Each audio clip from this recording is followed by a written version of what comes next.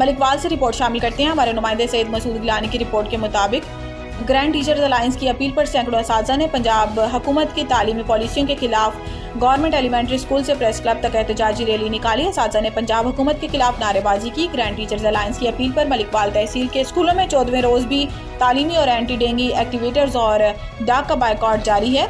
तहसील भर के स्कूलों के सैकड़ों असातिज़ा ने government elementary school railway colony Malikwal से प्रेस क्लब तक एहतजाजी रैली निकाली। रैली में मर्द और खवातीन असातिज़ा ने शिरकत की। रैली की क़यादत PTU के रहनुमाओं राजा जुल्फ़कार अली, मुदस्सिर बुखारी, जहांगीर सुपरा, उमर गोंदल, मलिक इकराम, हामिद गोंदल, अश्तर शाहीन, मैडम नसीम महमूद, मैडम जुबैर अनवर ने की। मुजाहिरीन ने हाथों में बैनर्स और प्ले कार्ड्स उठा रखे थे।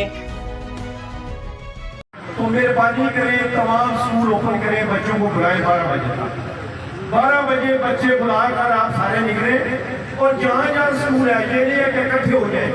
तहसील का जो स्कूल जहाँ गया जो थोड़े करीब है उसके ऊपर बच्चों को लेकर 12 बजे से 1:30 बजे तक बैठ गया।